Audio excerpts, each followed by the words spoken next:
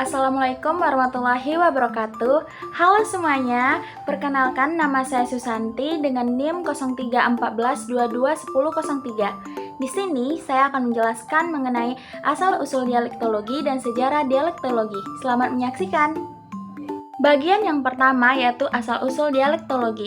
Dialektologi berasal dari paduan kata dialek yang berarti variasi bahasa dan logi berarti ilmu. Berdasarkan etimologi kata itu, dialektologi adalah ilmu yang mempelajari dialek atau ilmu yang mempelajari variasi bahasa.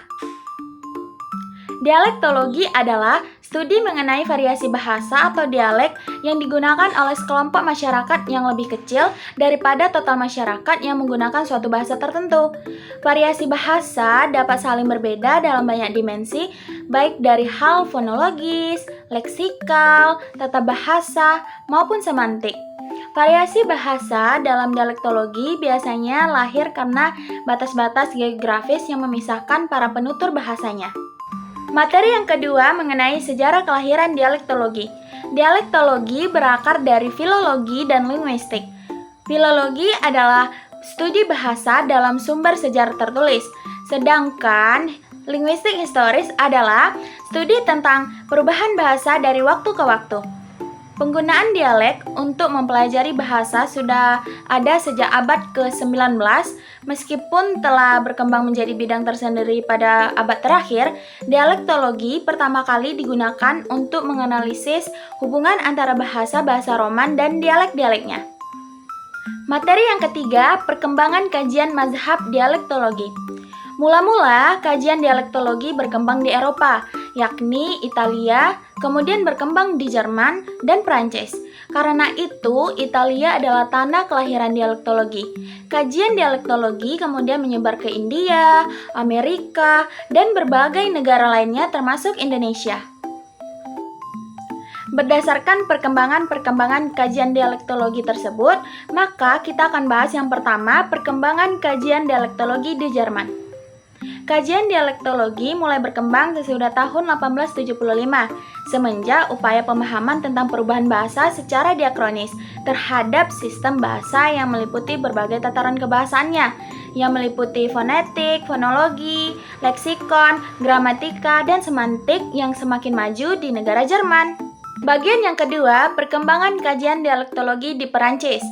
Tahun 1875 ada anjuran dari Gaston Paris agar melakukan penelitian yang terperinci mengenai dialek-dialek di seluruh wilayah Prancis. Bahkan Paris juga menganjurkan agar membuat peta fonetik untuk seluruh negara di Prancis. Bagian yang ketiga, perkembangan kajian dialektologi di India. Penelitian bahasa di India dilakukan pada tahun 1927. Penelitian dipimpin oleh Gerson itu bertujuan untuk memetakan bahasa-bahasa di India. Dalam penelitian itu, Gerson berhasil mengetahui bahwa di India terdapat 179 bahasa dan 544 dialek. Akhirnya, penelitian itu menghasilkan 11 peta bahasa yang mengikuti metode penelitian yang dikenal di Inggris, yaitu metode mazhab Prancis. Bagian yang keempat, perkembangan kajian dialektologi di Amerika. Pada tahun 1939, Amerika melakukan pemetaan bahasanya yang pertama di bawah asuhan Hans Kurrat. Pemetaan bahasa di Amerika bermula karena para guru tidak tahu dengan pasti pelafalan mana yang dianggap baku dan yang seharusnya diajarkan kepada para siswanya. Masalah para guru ini berkembang sehingga menjadi masalah manakah yang disebut dialek dan mana pula yang dapat disebut bahasa baku. Untuk itu, para ahli dialektologi Amerika segera melakukan penelitian geografi dialek. Bagian yang kelima, perkembangan kajian dialektologi di Indonesia. Negara Indonesia dengan kekayaan budaya dan bahasa yang sangat beragam, menjadi lahan subur bagi kajian dialektologi.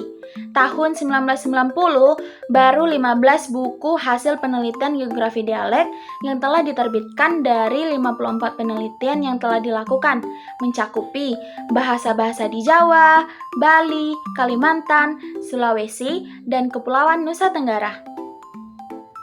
Demikian penjelasan mengenai asal-usul dialektologi dan sejarah dialektologi yang dapat saya sampaikan. Untuk mengasah kemampuan teman-teman semua, saya akan memberikan latihan soal yang berupa bagaimana asal-usul dari dialektologi yang berkembang di Indonesia. Sekian penjelasan video dari saya. Terima kasih telah menyaksikan penjelasan yang telah saya berikan dan semoga bermanfaat bagi teman-teman semua. Assalamualaikum warahmatullahi wabarakatuh.